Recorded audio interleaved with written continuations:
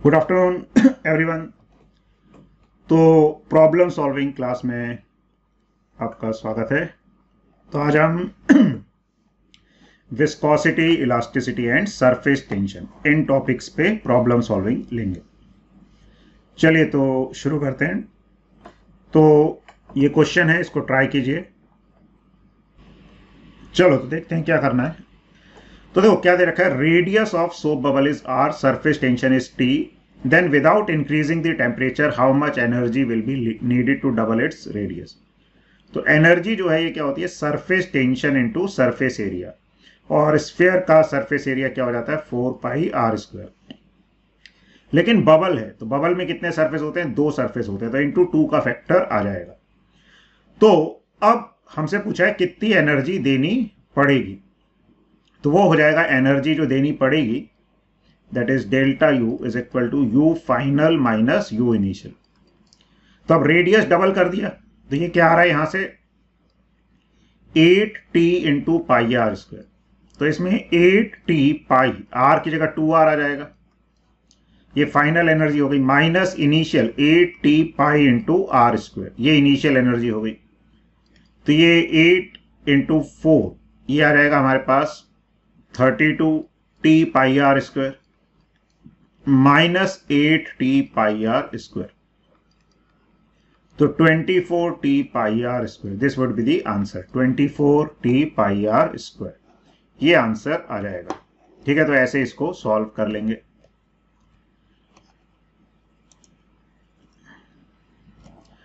चलिए ये क्वेश्चन कीजिए। चलो तो देख लेते हैं क्या करना है इसमें। The amount of work done in forming a soap film of size 10x10 is, तो फिर से वही वर्क डन पूछा है, तो work done is equal to change in potential energy हो जाएगी। अब पहले तो कुछ था ही नहीं, अभी हमने सोप बबल बनाया तो वो फाइनल एनर्जी के बराबर ही हो जाएगा। अब फिल्म में कितने सरफेसेस होते हैं, 2 सरफेसेस होते हैं फिल्म में, एक आगे एक पीछे। तो क्या हो जाएगा 2 into surface tension into area. तो एक कैसी फिल्म बनाई हमने, स्क्वायर फिल्म बनाई, तो एरिया साइड स्क्वायर हो जाएगा, तो 2t इंटू एल स्क्वायर। तो 2t किसके बराबर है, 3 इंटू 10⁻⁻2 इंटू एल स्क्वायर। अब लेंथ सेंटीमीटर में तो इसको 1/10 मीटर लिख सकते हैं, तो ये 1/100 आ जाएगा, स्क्वायर करेंगे तो यह रहेगा 6 into 10⁻⁻4। This is the answer. तो करेक्ट आंसर इज ए। तो ए इसका करेक्ट आंसर होगा। चलिए ये क्वेश्चन कीजिए।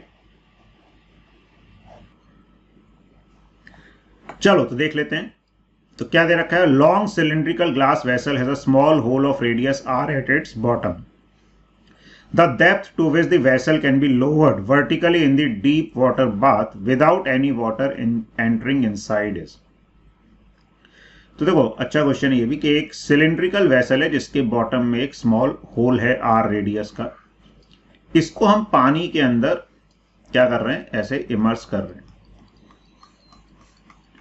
तो कह रहे हैं कितना इसको लोअर कर सकते हैं कि पानी एंटर ना करे, यहां से कोई पता। एक्चुअली क्या होगा, जैसे ये अंदर जाएगा पानी के कारण क्या होगा, अंदर घुसने की कोशिश करेगा तो वाटर का सरफेस एक ऐसी शेप ले लेगा। ठीक है, तो अब ये जब एक हेमिस्फेरिकल जैसी शेप ले लेगा तो एक्चुअली यहां का प्रेशर क्या है, PATM। लेकिन यहां का प्रेशर, कॉन्केव साइड का प्रेशर ज्यादा होता है। कितना ज्यादा होता है, यहां एक ही सरफेस होगा, वाटर और एयर है, तो 0.1 और 0.2 इसका प्रेशर सेम होगा इक्विलिब्रियम में, मतलब स्टेडी स्टेट में जब लिक्विड स्टेशनरी होता है और कोई मोशन नहीं हो रहा है तो कनेक्टेड फ्लूइड में प्रेशर सेम रहता है। तो P1 is equal to P2 होगा, यहां भी बाहर PATM है। अब ये कॉन्केव साइड का प्रेशर कॉन्वेक्स साइड से ज्यादा होता है, एक सरफेस है तो 2T/R ज्यादा होता है, तो P1 किसके बराबर होगा, PATM प्लस 2T/R। और P2 किसके बराबर होगा, P2 बराबर होगा PATM plus ρgh। h depth नीचे जाएंगे तो PATM कैंसिल होकर 0 हो जाएगा, तो ये 2T/R है, ये ρgh के बराबर आएगा। तो हमसे क्या पूछा था, डेप्थ, तो डेप्थ मतलब h की वैल्यू, तो h की वैल्यू क्या रहेगी 2T/ρgr। तो इतनी डेप्थ तक हम डुबो सकते हैं और कोई पानी एंटर नहीं करेगा। ठीक है, तो correct option would be B.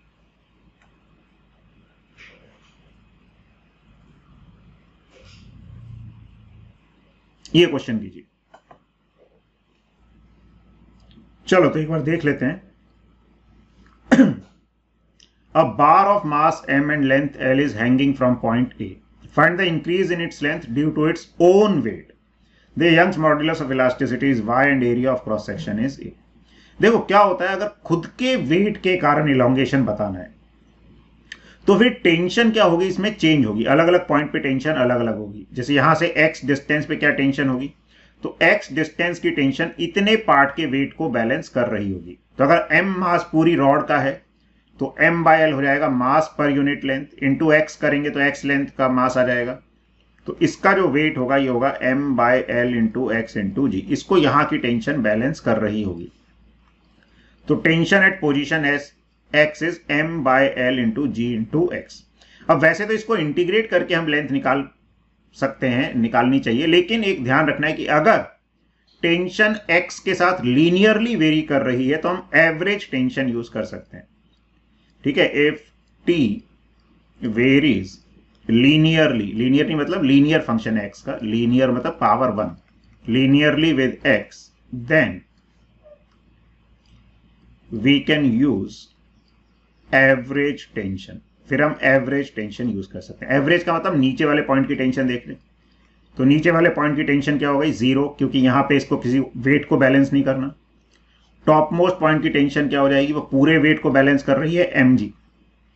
तो एक चीज देखोगे, ऊपर जाते जाते टेंशन बढ़ती जाएगी। तो कई बार ये भी पूछते हैं कि रस्सी के या रॉड के टूटने की सबसे ज्यादा संभावना कहां होगी, तो सबसे ज्यादा संभावना टॉप मोस्ट पॉइंट पर होगी, क्योंकि वहां पर टेंशन मैक्सिमम होगी।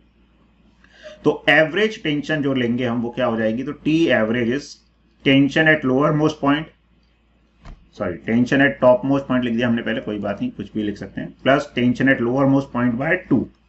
तो ये आ जाएगा mg बाय 2।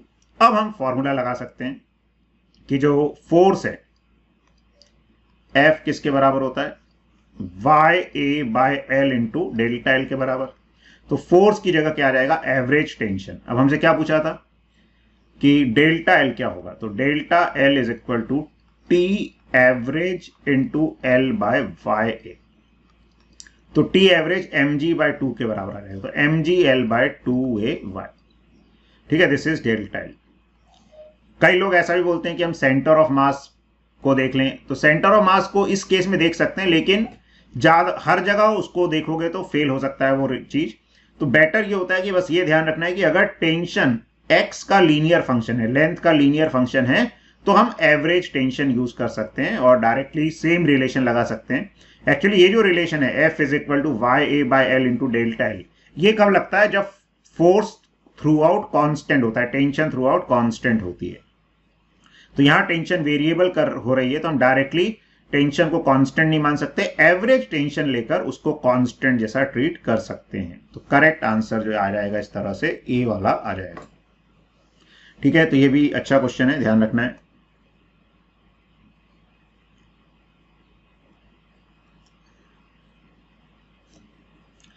चलो ये क्वेश्चन करो। चलो तो देखते हैं क्या करना है। A steel wire of length 4 meter and diameter 5 millimeter is stretched by 5 kg weight. Increase in length बताना है। तो delta L is equal to F L by A Y, ये हो जाएगा। एफ 5 kg वेट है, मतलब उसको जी से मल्टीप्लाई करेंगे, जी को 10 मान लेते हैं, तो 50 आ गया।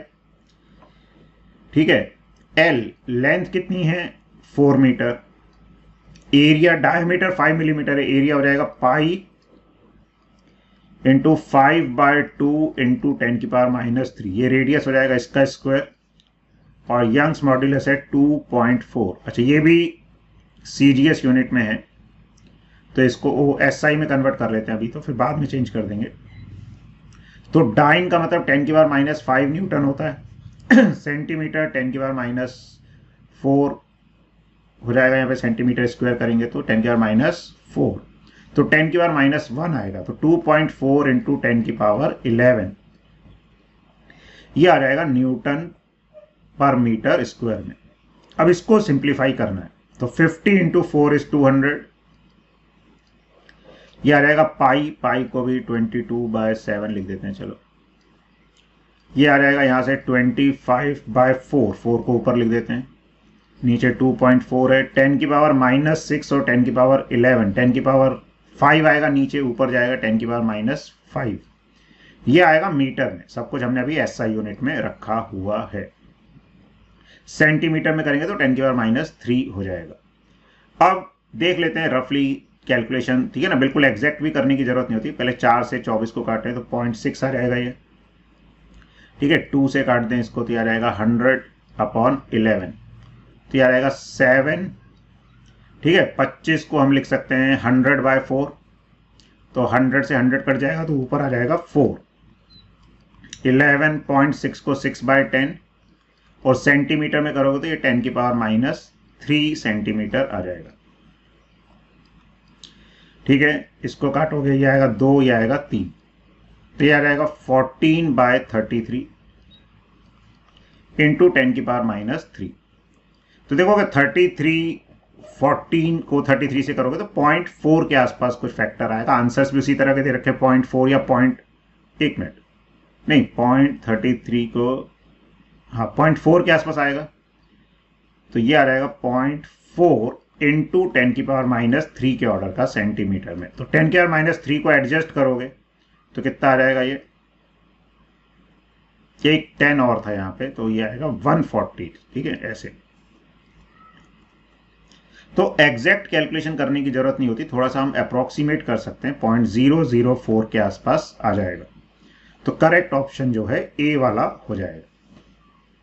तो इस तरह से इसको सॉल्व कर सकते हैं।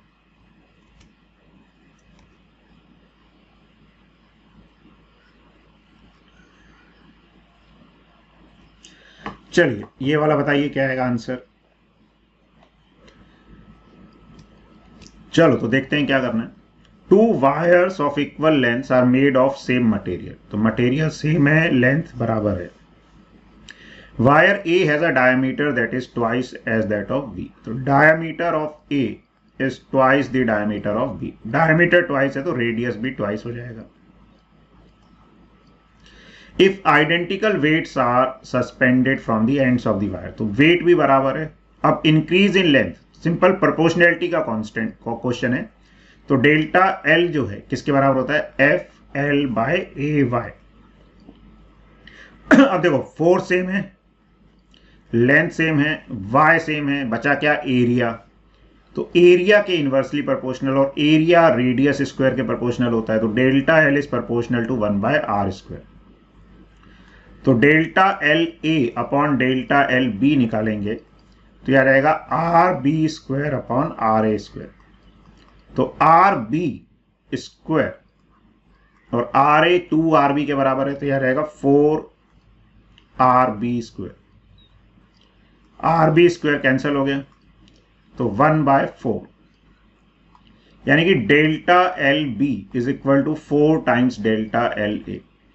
तो the increase in length 4 times for wire A as for wire B, ठीक है। तो यही आ जाएगा ए वाला आंसर। नहीं, 1 minute, 1/4 of wire A, the increase in length is 1/4 for wire A. Wire A की वायर बी से कितनी आएगी, 1/4। Delta L A is 1/4 of delta L B, तो 1/4 for wire A as for wire B. तो wire B के comparison में A की length 1/4 आएगी, ठीक है।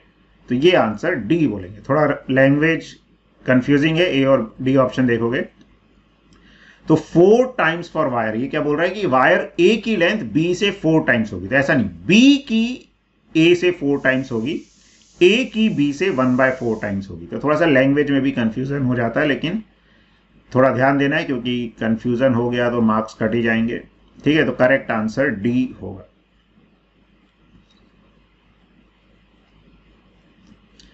चलो ये क्वेश्चन करो, चलो देख लेते हैं क्या दे रखा है। The adjacent graph shows the extension delta L of a wire of length 1 metre suspended from top of a roof at one end with a load W connected to the other end. If the cross sectional area of the wire is 10⁻⁻⁶ metre square, calculate the Young's modulus. तो देखो ये जो दे रखा है अपने को, ये किसका ग्राफ दे रखा है, डेल्टा एल का ग्राफ दे रखा है और वेट के साथ दे रखा है। तो डेल्टा एल क्या होता है, तो डेल्टा एल अभी हमने देखा, कई बार देखा, F L by A Y होता है, ठीक है। और जो वेट है, वेट ही बेसिकली एक तरीके से फोर्स हो गया यहां पे, ठीक है। तो वेट न्यूटन में ही दे रखा है, तो delta L is equal to L by A Y into W, ऐसे लिख सकते हैं। तो ये ग्राफ स्ट्रेट लाइन ग्राफ आ रहा है, तो स्ट्रेट लाइन की इक्वेशन क्या होती है, इस तरह की होती है, y is equal to m x plus c, और c जीरो हो गया अगर ओरिजिन से पास कर रहा है तो इस लाइन का जो स्लोप है वो स्लोप किसके बराबर होगा, स्लोप होगा l बाय ए वाई के बराबर। तो ये हमें समझ आना चाहिए। अब हमें y निकालना है, तो y क्या हो गया, l हमें दे रखा है, क्या l दे रखा है 1 मीटर, तो l हो गया 1 मीटर, ठीक है। एरिया भी दे रखा है, डायरेक्टली एरिया ही दे रखा है 10⁻⁻⁶, और स्लोप tan थीटा कहीं से भी निकाल सकते हैं, जैसे यहां से निकाल लो, tan थीटा क्या हो जाएगा, ये हो जाएगा परपेंडिकुलर, 3 - 1 इज 2, और 10⁻⁴ के ऑर्डर का आएगा ये, और ये 60 - 20 इज 40, तो tan थीटा जो है वो स्लोप हो जाएगा।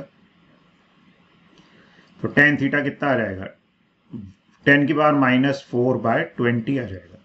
तो ये सब्स्टिट्यूट कर दो स्लोप की जगह, तो स्लोप नीचे आ जाएगा यहाँ पे, तो ये आ जाएगा 10⁻⁻4/20। तो दिस इज 20 × 10⁻10 या 2 × 10⁻11 न्यूटन पर मीटर स्क्वायर, ये यंग्स मॉड्यूलस आ जाएगा। तो ए इज द करेक्ट ऑप्शन, ठीक है। वैसे ही देखोगे बाकी पावर्स, तो अगर पावर्स एक बार देख लोगे तो यहीं से समझ जाओगे कि ज़्यादा सॉल्व किए बिना कि पावर तो 10 की पावर, हाइयर पावर आएगी 10 11 के ऑर्डर की, नेगेटिव पावर नहीं आएगी, तो वैसे भी हम देख सकते हैं।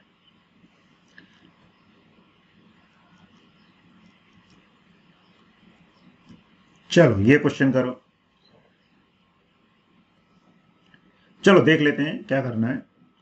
तो देखो सिंपल सी बात है, विस्कस फोर्स दे रखा है kv स्क्वायर है, तो टर्मिनल वेलोसिटी क्या होगी, तो टर्मिनल वेलोसिटी पे नेट फोर्स क्या हो जाता है, 0। अब नेट फोर्स क्या हो जाता है बेसिकली, एक तो weight minus buoyant force minus viscous force is equal to 0, या weight minus buoyant force is equal to viscous force, ये टर्मिनल वेलोसिटी के वक्त होता है। तो वेट क्या हो जाएगा, volume into density of ball, ball की डेंसिटी कितनी है, ρ1, तो ये मास हो गया, volume into density of ball into G. Buoyant force क्या हो जाएगा, volume of ball into density of liquid into जी, ये बॉयंट फोर्स हो गया। और विस्कस फोर्स यहाँ पे ये दे रखा है kv स्क्वायर, यहाँ वो मत लग देना 6π/r_v, है ना, क्योंकि जो फॉर्मूला दे रखा है उसका यूज करना है। तो बस यहां से v की वैल्यू बतानी थी, तो v की वैल्यू क्या आ जाएगी, volume into ρ1 minus ρ2 into g by k का अंडर रूट।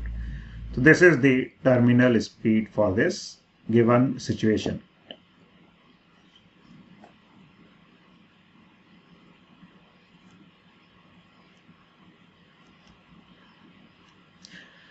चलो ये क्वेश्चन करो,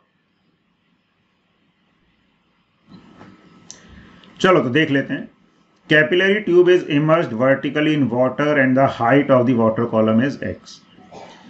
तो जो हाइट होती है वो हमने क्या देखा था, 2t cos theta by ρg/r, इसके बराबर होती है, ठीक है। r is the radius of capillary tube, तो दिस इज द हाइट। यहाँ r रेडियस ऑफ अर्थ भी बोला हुआ है, तो कंफ्यूज करने की बजाय मैं इसको स्मॉल r बोल देता हूँ, कोई बात नहीं, ठीक है। अब देखो हम अर्थ के अंदर ले गए, अर्थ के ऊपर ले गए, तो उससे सरफेस टेंशन में फर्क नहीं पड़ता, एंगल ऑफ कांटेक्ट पे फर्क नहीं पड़ेगा, डेंसिटी पे फर्क नहीं पड़ेगा, किस पे फर्क पड़ेगा, रेडियस ऑफ ट्यूब पे फर्क नहीं पड़ेगा, जी पे फर्क पड़ेगा। तो basically height is proportional to 1/g।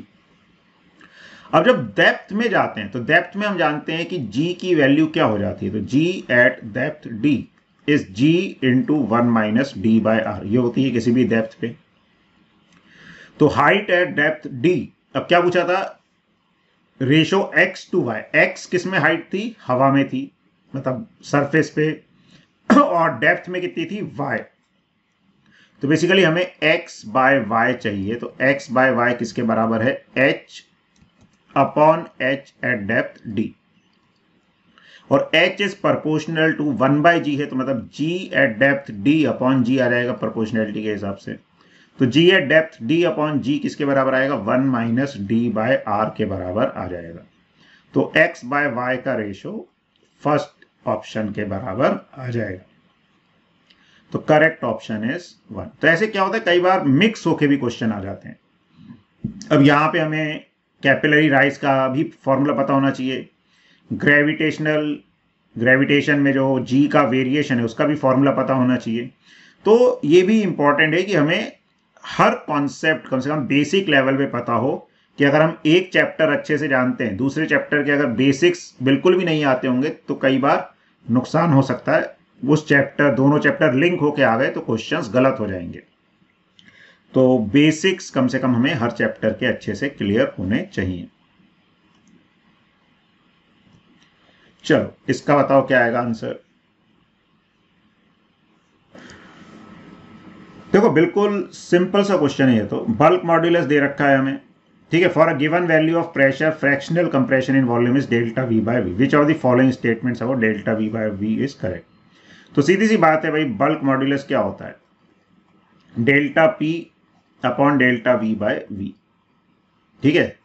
तो डेल्टा वी बाय वी, अगर प्रेशर चेंज सेम है तो basically delta V fractional change in volume is proportional to 1/b आ जाएगा, ठीक है। प्रेशर चेंज है, सेम है, सॉरी प्रेशर, तो जिसका बल्क मॉड्यूलस सबसे ज्यादा होगा उसका फ्रैक्शनल चेंज वॉल्यूम का सबसे कम होगा, ठीक है। तो बल्क मॉड्यूलस सबसे ज्यादा किसका है, अब हमें क्या लिखना है, फ्रैक्शनल चेंज को डिक्रीजिंग ऑर्डर, मतलब सबसे ज्यादा किसका होगा, तो सबसे ज्यादा उसका होगा जिसका बल्क मॉड्यूलस सबसे कम होगा। तो इथेनॉल का सबसे कम है तो उसका सबसे ज्यादा वॉल्यूम चेंज होगा। फिर वाटर का है तो फिर वाटर आ जाएगा, फिर मर्करी। तो करेक्ट ऑप्शन वुड बी 1, ठीक है। तो जिसका बल्क मॉड्यूलस सबसे ज्यादा होगा उसका फ्रैक्शनल चेंज इन वॉल्यूम सबसे कम होगा। तो हमें डिक्रीजिंग ऑर्डर में बताना था, तो बल्क मॉड्यूलस जिसका सबसे कम है उसका फ्रैक्शनल चेंज इन वॉल्यूम सबसे ज्यादा होगा। तो इथेनॉल का सबसे ज्यादा होगा, फिर वाटर का, फिर मर्करी का। चलो ये वाला क्वेश्चन करो। चलो तो देख लेते हैं। An air bubble of radius 0.1 centimeter is in a liquid having a surface tension 0.06 and density 10⁻³ pressure inside the bubble is given। इतना ज्यादा है एटमॉस्फेरिक प्रेशर से, कितनी हाइट पर वो बबल होगा। तो यहां पे बबल जो है वो पानी के अंदर है, तो यहां का बबल का प्रेशर क्या होगा, तो बाहर का PATM है। अगर बबल यहां से h डेप्थ पे है तो बबल के जस्ट बाहर कितना प्रेशर होगा, PATM प्लस ρgh, और बबल का प्रेशर उससे भी ज्यादा होगा, कितना ज्यादा होगा, 2T/r। तो यानी कि pressure inside the bubble is equal to PATM plus ρgh plus 2T/r। 2T क्यों, क्योंकि एक ही सरफेस होगा, बबल पानी के अंदर है। अब क्या देखा, pressure inside the bubble is 1100 newton per metre square greater than the atmospheric pressure, यानी कि P माइनस PATM की वैल्यू हमें दे रखी है। तो ये किसके बराबर होगी, ρgh प्लस 2T/r। तो P minus PATM is 1100 ρgh, ठीक है। तो है क्या यहाँ पे, वाटर ही है। तो वाटर के लिए हम डेंसिटी यूज कर सकते हैं, अपने को क्या निकालना है, डेप्थ निकालनी है, ठीक है। तो डेंसिटी 10⁻³ यूज कर लें, G 9.8 है, H हमको बताना है 2T, सरफेस टेंशन 0.06 है, नहीं डेंसिटी, हाँ ठीक है दे रखी है ना, वैसे भी लिक्विड बोला हुआ है, डेंसिटी यही है। R रेडियस 0.1 सेंटीमीटर, ऐसा सब कुछ हम SI यूनिट में कर रहे हैं, तो 0.1 इंटू 10⁻⁻² मीटर, ऐसे इसको लिख देंगे। तो अब इसको सॉल्व कर लो, 1100 ये क्या आ जाएगा, 10⁻³ है नीचे, ये कटेगा तो ये बच जाएगा 60, तो 60 इंटू 2 इज 120, तो minus 120 is equal to 98 into 10 की पावर 2 इंटू एच आ जाएगा। तो ये माइनस करोगे, 0 में से 0 गया, 10 में से 2 गया 8, ठीक है, यहाँ बचेगा 10, 10 में से 1 गया 9। तो कैलकुलेशन भी अच्छी दे रखी है। तो 98 इंटू 10 का स्क्वायर, तो 98 से 980 कटा 10 आया। h इज इक्वल टू 10/100 यानी कि 1/10, 0.1 मीटर। तो 0.1 metre will be the answer. तो करेक्ट ऑप्शन जो है वो हो जाएगा 1 वाला, ठीक है।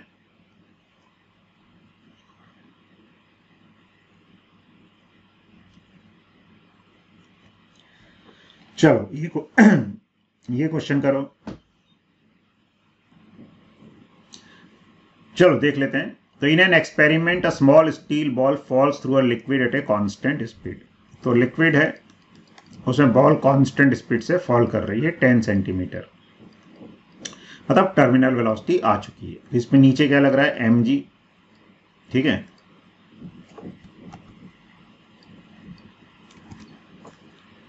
नीचे लग गया mg, ऊपर लग गया बॉयंट फोर्स और लग गया विस्कस फोर्स।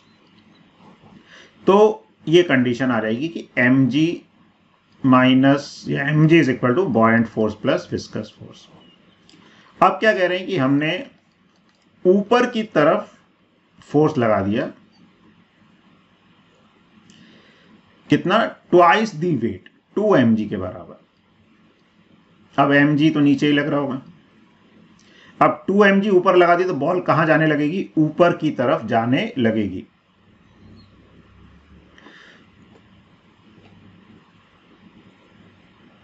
ठीक है, तो ऊपर की तरफ कितनी वेलोसिटी से जाने लगेगी। अब बॉयंट फोर्स तो ऊपर ही लगता है, अब लेकिन ऊपर जाने लगेगी तो विस्कस फोर्स कहां लगेगा, नीचे। उसको मैं FV डैश बोल देता हूं।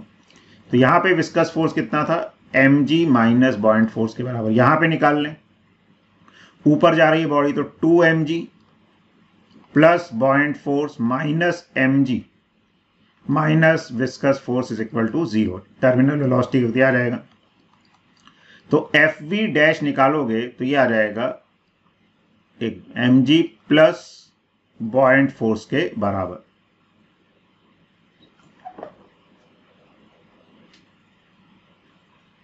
नहीं, एक मिनट, इफेक्टिव वेट का ट्वाइस है, सॉरी मैंने क्वेश्चन पढ़ने में मिस्टेक कर दी। Twice of effective weight. Effective weight क्या होता है, mg माइनस बॉयंट फोर्स। तो बेसिकली ये इफेक्टिव वेट है, इसका ट्वाइस फोर्स लगा दिया, मतलब 2 times mg minus buoyant force ये हमने लगाया है। तो यहां पे 2 mg माइनस 2b भी आएगा, ठीक है। इफेक्टिव वेट क्या होता है, वेट माइनस अपथ्रस्ट। तो ये आ जाएगा 2 mg माइनस 2b। तो जो नया विस्कस फोर्स है वो mg माइनस बॉयंट फोर्स के बराबर ही आ जाएगा। तो देखोगे it is the same relation जो पहले आ रहा था। तो अगर नया विस्कस फोर्स पुराने विस्कस फोर्स के बराबर आ रहा है, यानी वेलोसिटी भी सेम आ जाएगी, यानी कि अपवर्ड वेलोसिटी वापस से उतनी ही आ जाएगी जितनी डाउनवर्ड वेलोसिटी थी। ठीक है, थोड़ा सा क्वेश्चन भी ध्यान से पढ़ना है, जैसे मेरे से ही गलती हो गई थी पढ़ने में। तो ट्वाइस इट्स इफेक्टिव वेट बोला है, effective weight is mg minus buoyant force. तो करेक्ट ऑप्शन थर्ड आ जाएगा।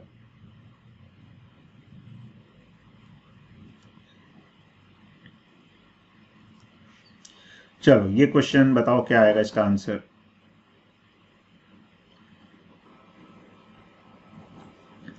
चलो तो देख लेते हैं। तो क्या दे रखा है, thin liquid film form between a U shaped wire and a light slider which supports a weight of 1.5 into 10⁻²न्यूटन। The length of the slider is 30 centimeter and its weight is negligible. The surface tension of the liquid film.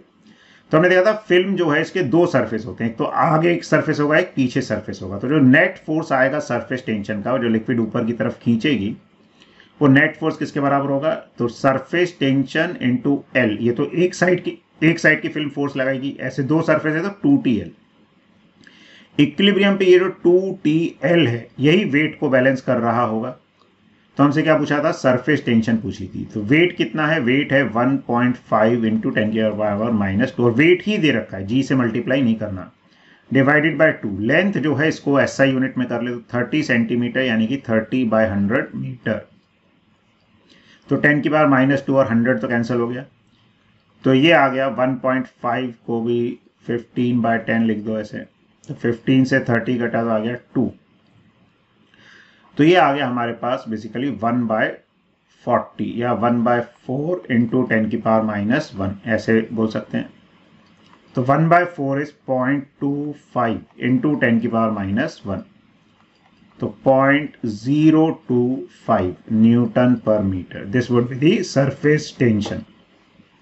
तो correct option is second one, second option आ जाएगा। चलो इसका answer निकालो। चलो इसको भी देखते हैं। Work done in increasing the size of a rectangular bubble from a radius of 3 centimeter to 5 centimeter is nearly। एक मिनट, क्वेश्चन थोड़ा सा कंफ्यूजिंग है। रेक्टेंगुलर बबल,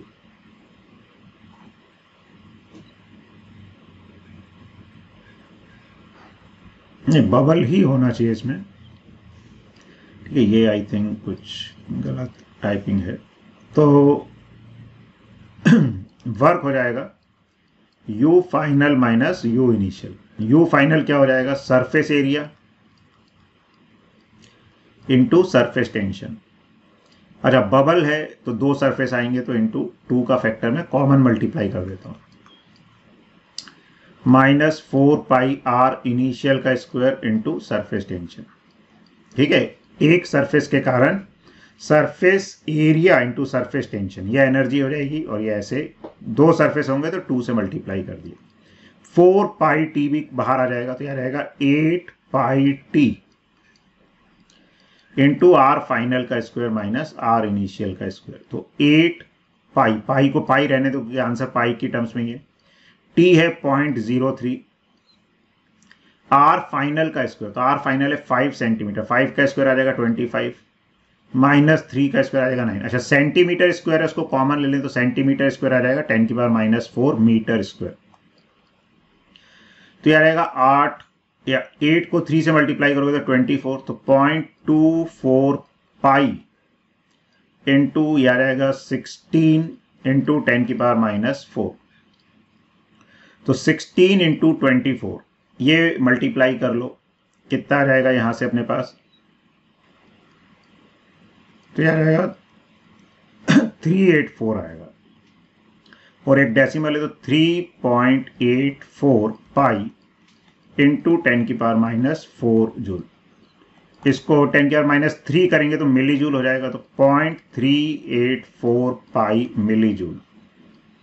तो approximately it is closer to option number 4, 0.4 pi millijoule ये आ जाएगा। ठीक है,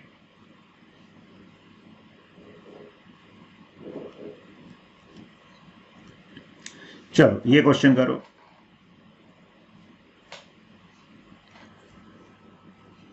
चलो देखते हैं इसमें क्या करना है। तो दे रखा है, if the ratio of lengths radii and Young's modulus of steel and brass wires are ABC। तो लेंथ का रेशियो है A, ठीक है, रेडियाई का है B और यंग्स मॉड्यूलस का है C।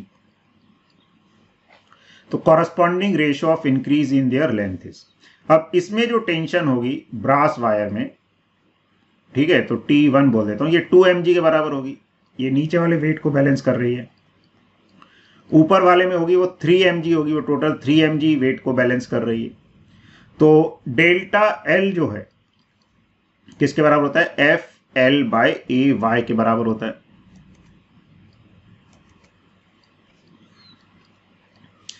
ठीक है, तो कॉरस्पॉन्डिंग रेशियो की बात कर रहे हैं, तो मतलब स्टील टू ब्रास बोलना चाहिए, कॉरस्पॉन्डिंग मतलब delta L steel upon delta L brass. ठीक है, तो फोर्स का रेशियो तो डायरेक्टली प्रोपोर्शनल आ जाएगा। अच्छा एक मिनट, फोर्स तो अपने को देखना पड़ेगा। तो फोर्स स्टील में कितना है 3 mg, तो मैं रेशियो लिख देता हूं सीधे, ठीक है। तो 3/2 यहां से आ गया। लेंथ का रेशो दे रखा है ए के बराबर है, तो लेंथ का रेशो ऊपर आ जाएगा। रेडियाई का रेशो बी है, एरिया रेडियाई स्क्वायर के प्रोपोर्शनल होता है, मतलब प्रोपोर्शनैलिटी की बात करें तो आ जाएगा FL/R² इंटू वाई। तो नीचे आ जाएगा रेशो बी स्क्वायर, और यंग्स मॉड्यूलस का रेशो है सी, तो नीचे आ जाएगा सी। तो 3A/2B² सी। अच्छा, सेकंड आंसर होगा। अच्छा, इसमें आंसर की में गलत दे रखा है, तो इसलिए शायद मैंने कुछ स्टूडेंट्स का गलत बता दिया।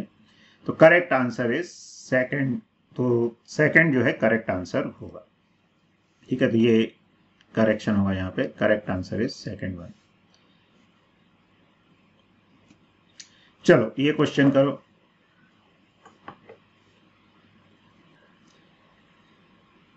चलो तो देख लेते हैं। A copper wire of length 10 metre and a steel wire of length 0.5 metre, equal cross sectional areas are joined end to end. तो ऐसे एंड टू एंड उनको ज्वाइन कर रखा है हमने, एक अलग वायर है, एक अलग वायर है। The composite wire is stretched by a certain load which stretch the copper wire by 1 metre. तो इनको कुछ लोड से या फोर्स से मान लो खींचा। तो एक्चुअली जब एंड टू एंड कनेक्टेड होते हैं तो टेंशन क्या रहती है, दोनों में सेम रहती है। कॉपर वायर में एक्सटेंशन आया 1 मिलीमीटर का, ठीक है। तो यंग्स मॉड्यूलस दे रखा है कॉपर और स्टील का, तो टोटल एक्सटेंशन कितना होगा। तो स्टील का एक्सटेंशन निकालना है और फिर ऐड कर दें। तो कॉपर का जो एक्सटेंशन है डेल्टा L1, वो क्या हो जाएगा, तो L दोनों का सेम नहीं, L अलग अलग है। कॉपर की लेंथ कितनी है 10, तो T इंटू L FL/AY होता है। तो A दोनों का सेम है, A को ही रहने देते हैं। Y कितना है, यंग्स मॉड्यूलस कॉपर के लिए है 10 इंटू 10⁻11, ठीक है। ये हमें दे रखा है 1 मिलीमीटर।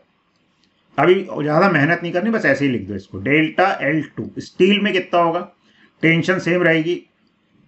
स्टील की लेंथ कितनी है 0.5, एरिया सेम है, उसका यंग्स मॉड्यूलस 20 इंटू 10⁻11।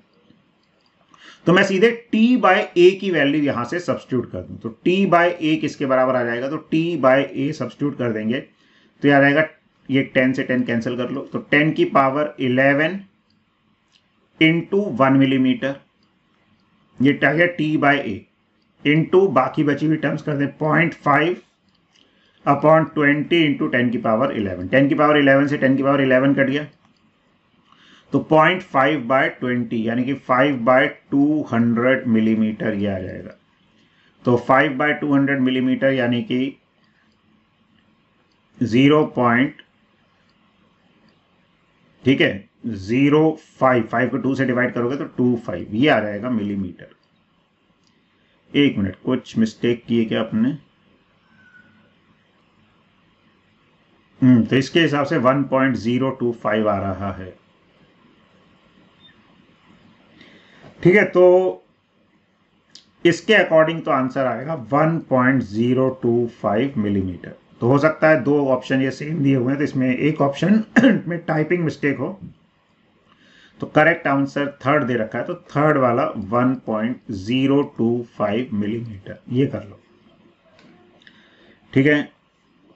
तो ये हमको निकालना था कंपोजिट वायर का एक्सटेंशन क्या होगा, तो 1.025 मिलीमीटर ये आ जाएगा। तो इतना ही करते हैं आज, ठीक है।